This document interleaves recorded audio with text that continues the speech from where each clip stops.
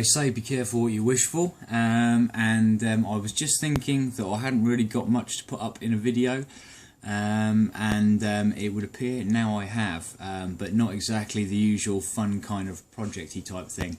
Yeah, I've got a problem with the Bonneville. Not entirely sure what it is. I've literally just got in from work. Last night when I was coming home from work, I stopped off to buy some cigarettes, and when I started the bike back up again, it kind of had a bit of a strange offbeat kind of sound to it. It's kind of quite hard to explain. You kind of know your own bike and you know when it sounds different, and it was not like the revs were going up, but it was like kind of like not that stuttery. Yeah, kind of a bit weird, but anyway, I thought sounds a bit strange, a bit peculiar. Anyway, got home, turned it all off, turned it all back on again, started it up, and it was fine. This morning, when my mate came and me and Stu were riding to work, he pulled up on his bike, got my bike out, started it, ready to go to work, and on the Bonnevilles, on the fuel injected ones, you've got like I guess you call it a two-stage choke. So you kind of normally when you start it, you are in warm, kind of nice weather, you just put it on that first half one, start it, revs are quite high, and you just can knock it off immediately. On the half one, it kind of struggled, like a bike that needs choke that didn't have any choke.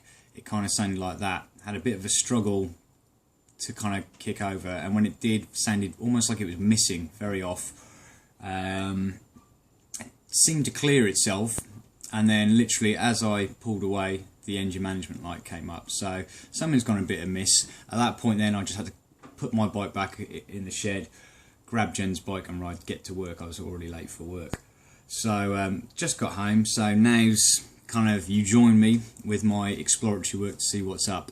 A little bit worrying in that it's the Ace Cafe Triumph Day on Sunday, and this is now Thursday night, so I haven't got very long to try and figure out what's wrong, fix it, and get in any relevant parts. So it's a bit of an arse. So I'm more kind of concerned that I'm not going to be able to make the Ace.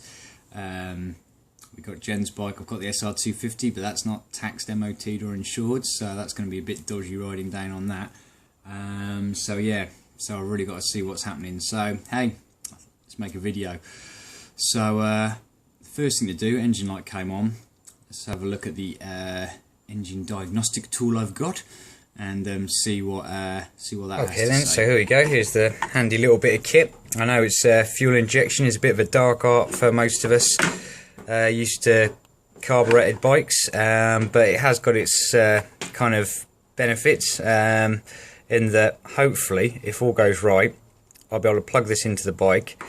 The Haynes manual, or indeed on the internet you can find, has got all the fault codes, and that should give me a fairly direct indication of what's wrong with the bike, rather than having to try and do a load of fault finding. So this modern technology has got its uses. This incidentally is an OBD2. I bought this, man, like maybe 8 years ago, off a popular internet auction site. It cost me about 10 quid.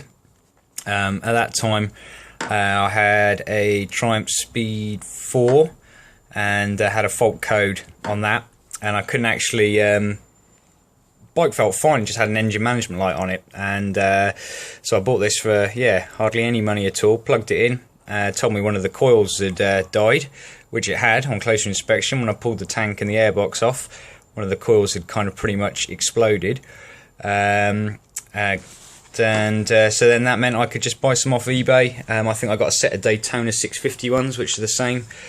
It cost me about a tenner and fixed the whole thing. So the whole fix was what, about 26 quid probably, and sort of very quickly sorted out, which was great because that was a lot cheaper than if I'd had to buy new coils, find them, or even take it to a dealer's to get the fault codes read. So anyway, enough of that. Let's actually see what is happening.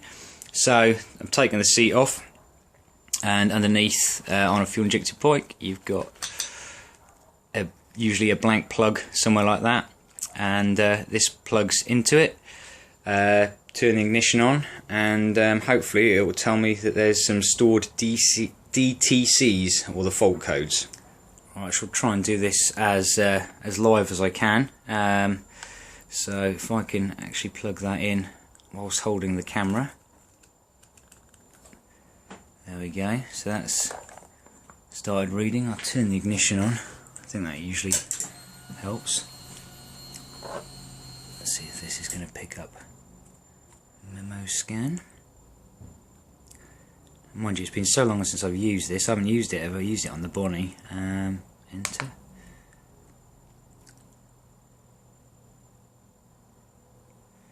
So it's probably scanning through the different things. It's all still a bit of a dark art. It's reading now to see if there's any faults. There you go, DTC, we have one. Okay, now all I've got to do is remember how to read it. Okay, right, it's gone on to that automatically. 501. Scroll, maybe. There we go. Right, P1106. P1106. We go back over. And find P1106.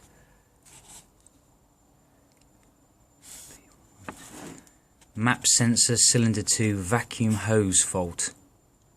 Right then. So there's something up with the vacuum hose. Interesting. And here you go. This is amazing. Right, if you look down to cylinder 2, this is your map hose, and somehow that hose has come out. I have no idea how that has come out. But it has. So I think it's probably just a case of plugging that back in. This is insanely weird. I was expecting, like, because the other day it almost felt like there was slight kind of surge loss in power, and the only thing I can liken it to is when I've had coil packs go before, and when they heat up and they break down.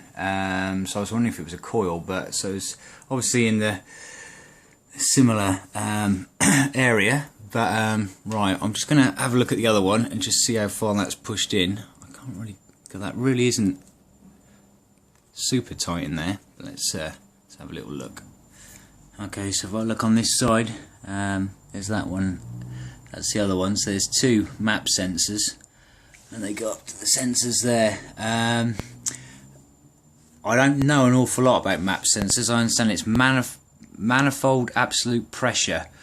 So it kind of monitors the outside, the manifold pressure against the manifold pressure, and I think it helps adjust the fueling. So yeah, I don't really know the science exactly behind it all, but I'm guessing if that one was completely popped off, that would certainly go some way to explaining why I was getting sort of an irregular idle and some sort of the odd bit of poor acceleration.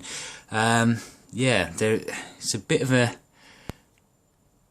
I mean, it is really just pressed in there. I'm gonna potentially, I might wrap a cable tie around there, but yeah, that seems to. I mean, it's one of those weird things where it really was quite obvious that was off. So yeah, that looks like that's done the fix. Okay, so we scroll through. Obviously we've got the check engine light, so it's given us the option now to erase the fault. So if I press erase, enter,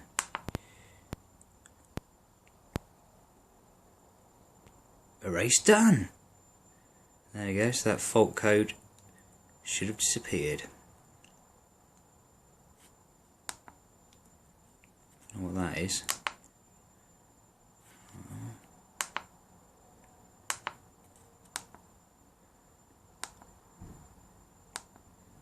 Should really read what all these things do, actually. Well, this is saying non-applicable, though, I'm guessing. air conditioning. Oh, didn't even know I had that on the bike.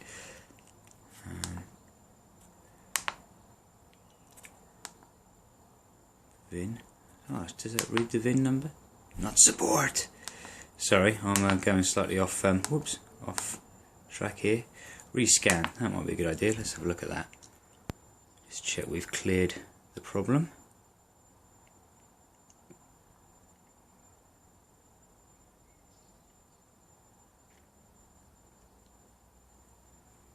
So no DTCs. That's good. Raise VIN, rescan. Back to there. No codes. That's what we want. Sorted. So that's our problem solved. Now it's never that easy usually, is it? Jesus, how bizarre. Never normally that easy. So I guess start the bike up, check that it's ticking over okay.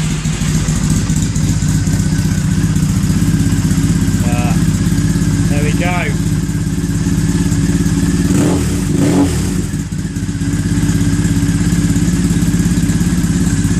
Sounds a lot better.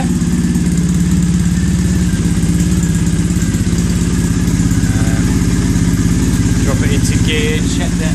So on my new gauge cluster here, my engine management light, the neutral light will flash when there's a fault code on there. So,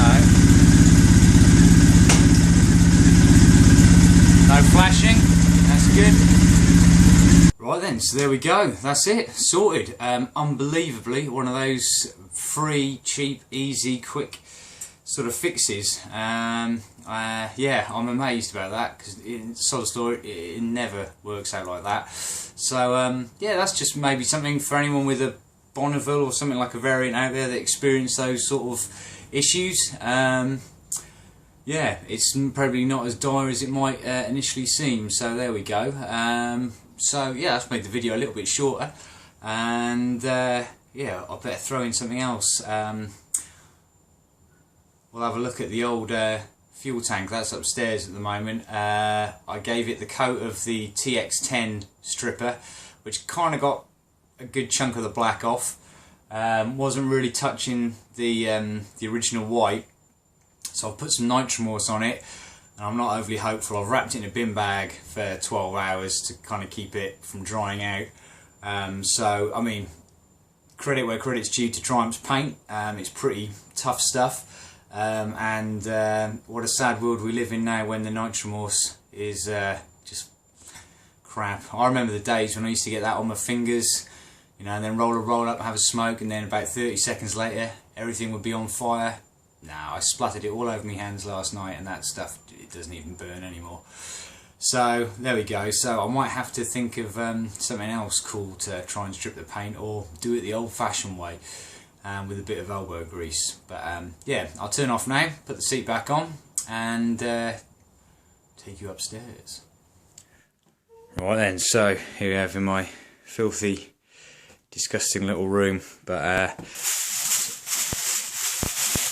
let's have a look at how the tank is stripped or not stripped.